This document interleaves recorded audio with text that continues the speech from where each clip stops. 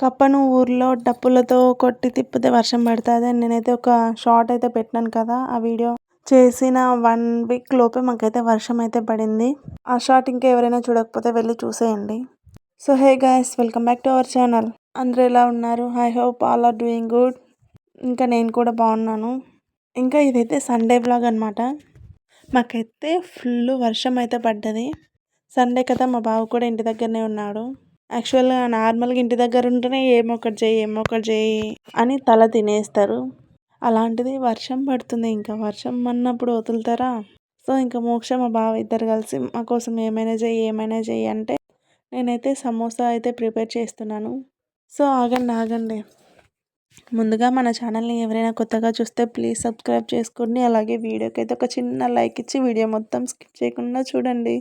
మీరు లైక్ ఇవ్వడం వల్ల ఇంకొంచెం మందికి షేర్ అవుతుంది కదా మన వీడియో. సో నేనైతే అందుకని ఒక చిన్న లెక్క అయితే అడుగుతున్నాను అబ్బా. ఇంకా లేట్ చేయకుండా టాపిక్లోకి వెళ్ళిపోతే, ఇంకా నేను ఈ ముందు అయితే ఆనియన్స్ అయితే కట్ చేసి పెట్టుకుంటున్నా సమోసా స్టఫింగ్ అయితే అని. మళ్ళీ తర్వాత ఏం గుర్తొచ్చింది, ముందు పిండి తడిపి పెట్టుకుంటే మంచిగా ఉంటుంది కదా, అంటే పిండి కొంచెం నానితే ఇంకా మంచిగా అయితే వస్తాయి సమోసాలు.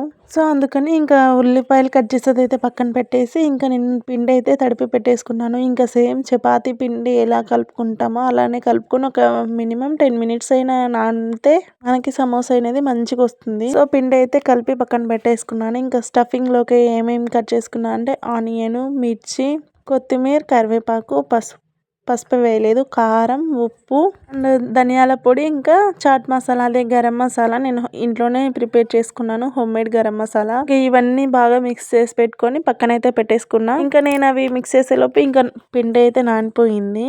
నేనైతే ఆల్రెడీ ఒకసారి చేసిన సమోసా, ఇది సెకండ్ టైం. ఇక్కడ మీకైతే ఒక టిప్ చెప్తున్నా, మీరైతే చూసేయండి. మీరు ఎక్కడైనా విన్నారా లేదా కామెంట్ కూడా చేయండి. ఏంటి అంటే కొత్త ప్యాన్స్ కి స్టిక్కర్స్ అయితే వస్తుంటాయి కదా, అవి తీయడానికి మనం నానా తంటాలు అయితే పడుతుంటాం కదా. సో అంత శ్రమ లేకుండా నేనేం చేశానంటే ప్యాన్ అయితే కొంచెం హీట్ చేస్తే ఆ పేపర్ దానంతటి అదే ఊడుస్తుంది.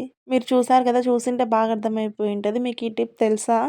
నాకైతే ఈ టిప్ ఎవరో చెప్పలేదు, మా ఆయననే చెప్పినారు.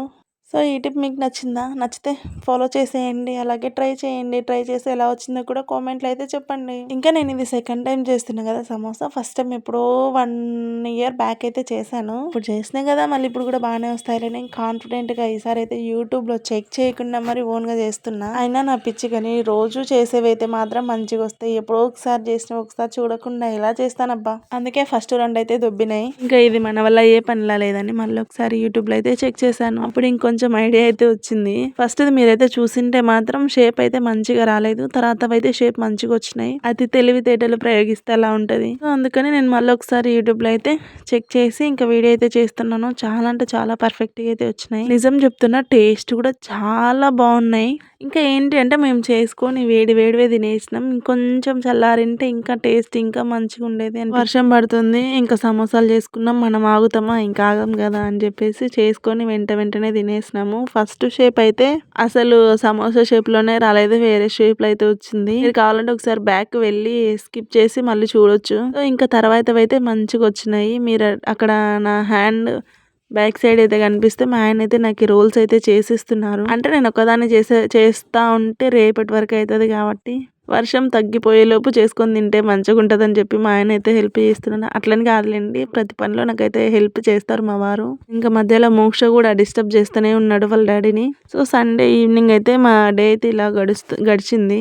ఇంకా నేనైతే షింక్ పక్కనే చేస్తున్నా, ఎందుకంటే నాకు ఏమి ఒక చిన్న పని చేసినా హ్యాండ్ వాష్ చేసుకోవడం అయితే ఒక హ్యాబిట్. అది హ్యాబిట్ చాలా మందికి ఉంటుంది అని నేను అనుకుంటున్నా. ఉందో లేదో కామెంట్ చేసేయండి మీరు. సో మా వారు ఇక్కడ హెల్ప్ చేస్తున్నారు కాబట్టి 1/2 hour 45 minutes అయితే టైం పట్టింది. నేను ఒకదాన్నే చేసింటే మినిమం 2 hours అయితే పట్టేది. అంతవరకు వాళ్ళు వెయిట్ చేసే వరకు వాళ్ళ ఓపిక కూడా చచ్చిపోయేది, తినాలన్న కోరిక కూడా చచ్చిపోయేది.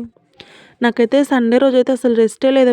మార్నింగ్ అయితే ఇడ్లీ, చట్నీ, మోక్ష కోసం పల్లి చట్నీ, మా వారి కోసం టమాటా చట్నీ, ఇంకా సాంబారు. ఇంకా ఇవన్నీ వంటలు చేసేవరకు చాలా టైర్డ్ అయిపోయినా. ఇంకా ఇడ్లీ చేయడం ఏమో కానీ చేయడం ఈజీ, ఇడ్లీ నానబెట్టడం ఈజీ, పిండి పట్టడం ఈజీనే, ఇడ్లీ చేసుకోవడం ఈజీనే. తర్వాత గిన్నెలు తోమడం ఉంటుంది చూడు స్వామి, చిర్రెత్తుకొస్తుంది. అయినా ఏం చేస్తాం, ఇంకా తోమేసుకోవాలి, కడిగేసుకోవాలి. ఇంకా మళ్ళీ మధ్యాహ్నంకి అయితే అన్నం చేసి కాకరకాయ ఫ్రై చేసిన. ఇంకా సాంబార్ అయితే ఉండింది కాబట్టి మళ్ళీ తర్వాత మళ్ళీ గిన్నెలు కడిగేసుకొని, కొన్ని బట్టలైతే ఉంటే మళ్ళీ ఆ బట్టలైతే ఉతుక్కొని, సేపు అట్లా రెస్ట్ తీసుకున్నానో లేదో మా వాళ్ళైతే నాకు సమోసా పనైతే పెట్టినారు. ఏం చేస్తాం వాళ్ళు ఎప్పుడో ఒకసారి అడుగుతారు. ఇంకా చేయకుండా అయితే ఉండలేం గదా! చేసినాక మనం గూడా తింటాం గదా! సో, నేనైతే ఇంక చేసేసినా.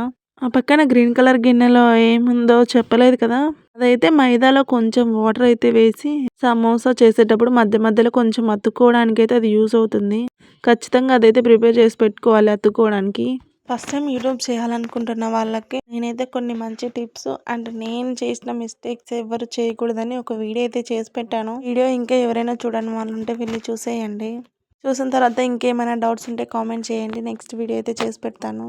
ఏదేమైనా ఇలాంటి వంటలు చేయడం పెద్ద టైం టేకింగ్ ప్రాసెస్. బట్ తినడం అయితే చాలా ఈజీ.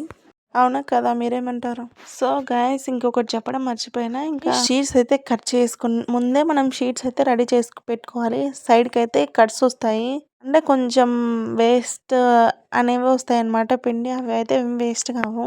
అవైతే ఆయిల్ అయితే ముందే ఫ్రై చేసి పెట్టుకొని మనం స్టఫ్లో అయితే కలిపేసుకోవచ్చు. ఇంకొంచెం స్టఫ్ ఎక్కువైతే అది టేస్ట్ కూడా ఉంటుంది. నేనైతే ఏం చేసినానంటే అవైతే కట్ చేసి అట్లా ఏమి ఇవ్వలేదు. లాస్ట్ వరకు అన్ని కట్స్ అయితే ఉంచి దాన్ని అయితే ఇంకొక రోల్ అయితే చేసుకొని ఇంకొక 2 షీట్స్ అయితే మాకు రెడీ అయిపోయినాయి. అట్లయితే నేను యూజ్ చేసినాను. మీకు అట్లా వద్దనుకుంటే మీరు ముందే కట్ చేసి పెట్టుకొని అవి ఆయిల్ ఒకసారి ఫ్రై చేసుకొని పొడిలాగా చేసి స్టఫ్లో అయితే కలిపేసుకోవచ్చు. చూడండి, ఎంత కష్టపడి చేసినా కూడా అవన్నీ సమోసాలే అయినాయి.